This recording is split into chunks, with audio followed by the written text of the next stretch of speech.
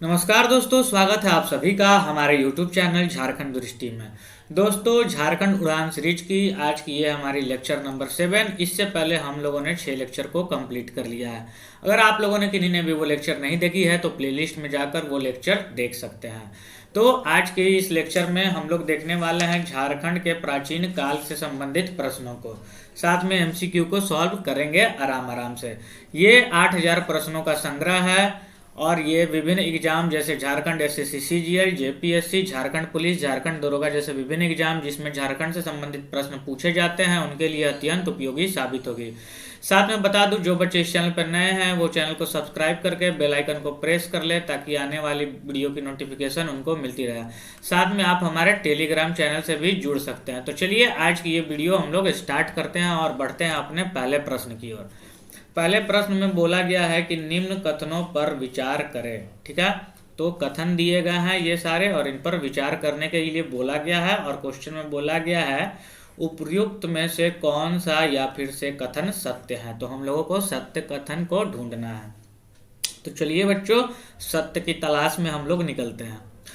पहला हमारा कि मौर्य काल में मगध से दक्षिण की ओर जाने वाला व्यापारिक मार्ग झारखंड से होकर गुजरता था। तो ये सही है कि मौर्य काल में मगध से दक्षिण की ओर जाने वाला व्यापारिक मार्ग, तो मौर्य काल आप लोगों को पता होगा कि ये बिहार में था मौर्य साम्राज्य विस्तारित, और यहाँ पे इसकी राजधानी मगध हुआ करती थी उस टाइम। और बिहार के दक्षिण में आप सभी को पता होगा कि यहाँ पे झारखंड है। तो ऐसे में जब भी व्यापारिक मार्ग यहाँ से ही होकर गुजरती थी, व्यापार के लिए जो व्यापारिक मार्ग थी वो झारखंड से होकर गुजरती थी। तो हमारा ऑप्शन नंबर ए सही हो गया। दूसरे ऑप्शन में दिया गया है कि मौर्य काल में झारखंड का अपना राजनीतिक, आर्थिक एवं सामाजिक महत्व था। तो ये भी सही है कि मौर्य काल में झारखंड का अपना राजनीतिक महत्व भी था, साथ में आर्थिक और सामाजिक महत्व भी था। तो दोनों आंसर सही होगा।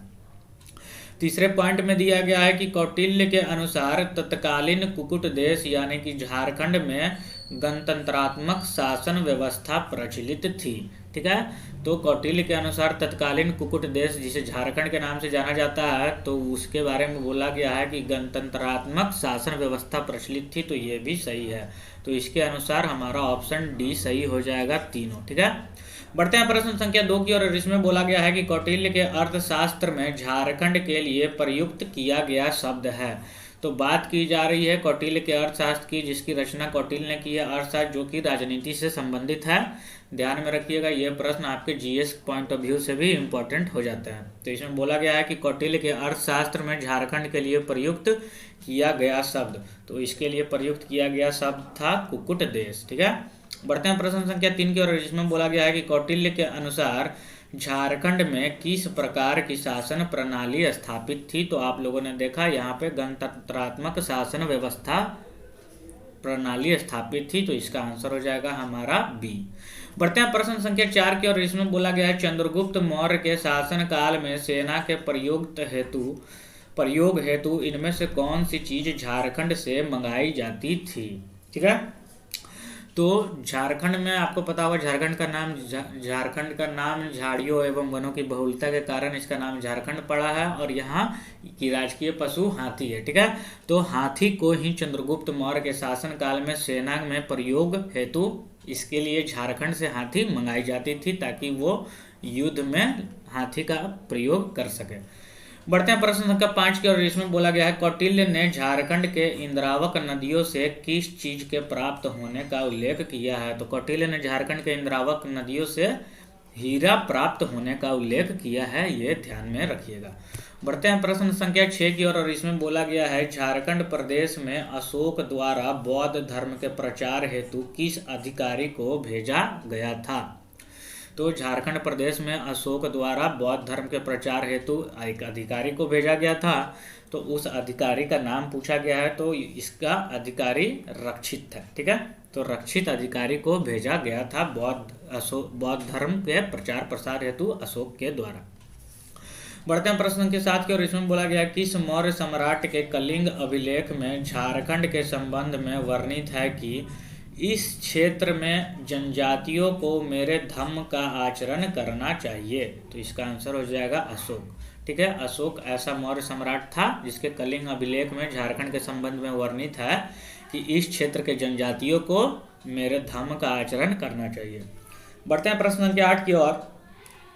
इसमें बोला गया अशोक द्वारा जनजातियों के बीच बौद्ध के प्रचार के लिए जिसे भेजा जाता था उसे क्या कहते हैं, ठीक है। तो अशोक के द्वारा जनजातियों के बीच बौद्ध के प्रचार हेतु भेजा जाता था तो उसे हम लोग आठवीं कहते थे, ठीक है। तो 8वीं कहते हैं। बढ़ते हैं प्रश्न संख्या 9 की ओर। इसमें बोला गया झारखंड के किस स्थान से रोमन साम्राज्य के सिक्के प्राप्त हुए हैं। तो झारखंड के किस स्थान से प्राप्त हुए हैं रोमन सिक्के, तो ये सिंहभूम से प्राप्त हुए हैं। झारखंड के सिंहभूम से रोमन साम्राज्य के सिक्के प्राप्त हुए हैं। बढ़ते हैं प्रश्न संख्या 10 की ओर और इसमें बोला गया है कि निम्न में से झारखंड के किस स्थान से इंडो-सिथियन सिक्के प्राप्त हुए हैं।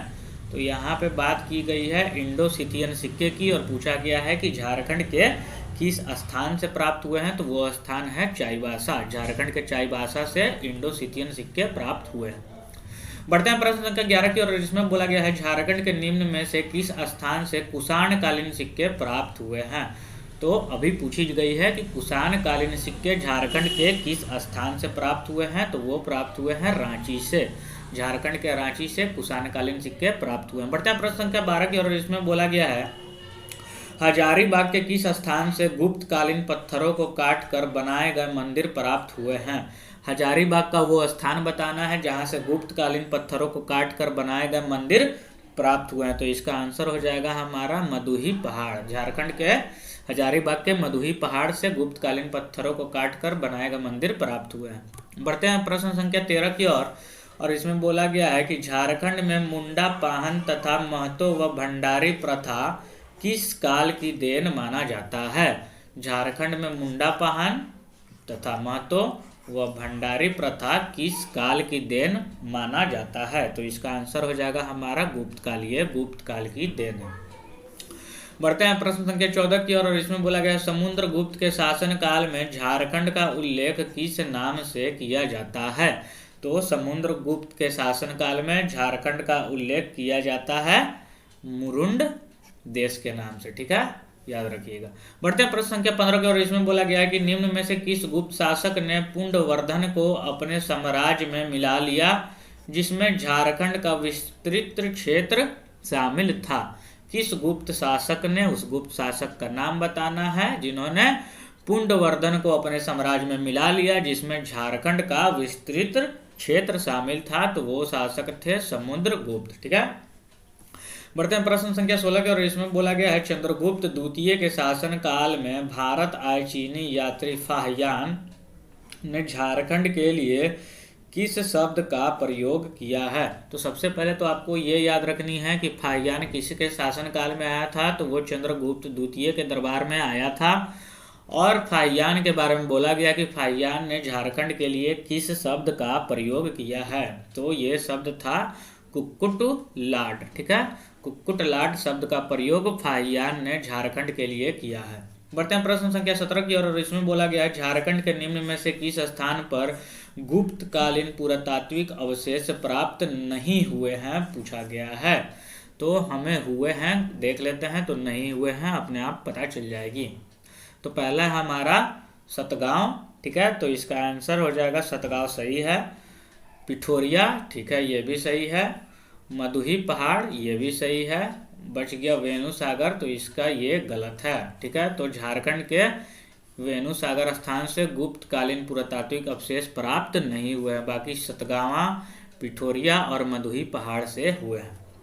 बढ़ते हैं प्रश्न संख्या 18 की और इसमें बोला गया है गुप्त काल से संबंधित निम्न कथनों में से कौन सा कथन सत्य है। तो आपको सत्य की तलाश में निकलनी है और पहले ऑप्शन को पढ़ते हैं। रांची के निकट पिठौरिया पहाड़ पर गुप्त काल से संबंधित एक कुआं मिला है। तो ये सही है।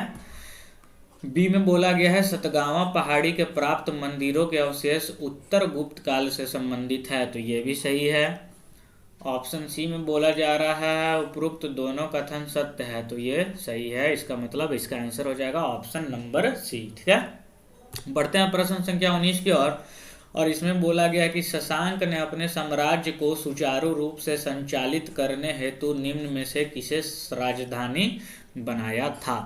तो शशांक ने अपने साम्राज्य को सुचारू रूप से संचालित करने हेतु किसे अपना राजधानी बनाया था, ये क्वेश्चन पूछा गया है। तो ये संथाल परगना का बड़ा बाजार को राजधानी बनाया गया था, ये है, और साथ में दुलमी भी सही है। तो ये उपरोक्त दोनों इसके आंसर सही हो जाएंगे। ठीक है, बढ़ते हैं प्रश्न संख्या 20 की ओर, और इसमें बोला गया है कि निम्न में से कौन प्राचीन काल का प्रथम शासक था जिसकी राजधानी झारखंड में थी। तो आप लोगों ने अभी पहले देखा कि शशांक ने राजधानी बनाई थी झारखंड में, ताकि उसका साम्राज्य जो है वो सुचारू रूप से संचालित हो सके। तो इसका आंसर हो जाएगा शशांक। बढ़ते हैं प्रश्न संख्या 21 की ओर, इसमें बोला गया कि शशांक के शासन के दौरान झारखंड के सिंहभूम के वेणु सागर में किस भगवान का मंदिर निर्मित कराया गया। तो इसका आंसर हो जाएगा हमारा शिव मंदिर।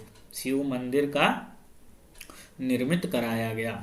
बढ़ते हैं प्रश्न संख्या 22 की ओर, इसमें बोला गया है कि शैव धर्म का अनुयायी वह शासक जिसने झारखंड में विभिन्न शैव मंदिरों का निर्माण कराया था। तो इसका भी आंसर हो जाएगा शशांक। शशांक वो ऐसा शैव धर्म का अनुयायी था जो शैव धर्म को मानता था, जिसने झारखंड में विभिन्न शिव मंदिरों का निर्माण कराया। साथ में बता दूं कि यही वो शशांक शासक है जिन्होंने बोधि वृक्ष को कटवा दिया था। ठीक है, आप लोग ध्यान में रखिएगा।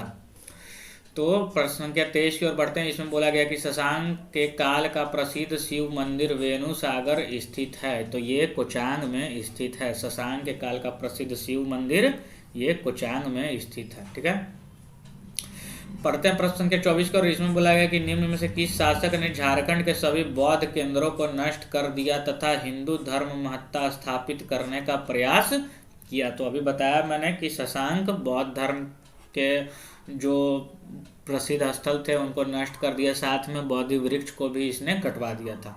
बढ़ते हैं प्रश्न संख्या 25 की ओर, और इसमें बोला गया है कि झारखंड के किस क्षेत्र में हर्षवर्धन की मुलाकात ह्वेनसांग से हुई। तो झारखंड के किस क्षेत्र में हर्षवर्धन की मुलाकात ह्वेनसांग से हुई। तो ये था राजमहल का क्षेत्र, यहीं पे हर्षवर्धन की मुलाकात ह्वेनसांग से हुई थी।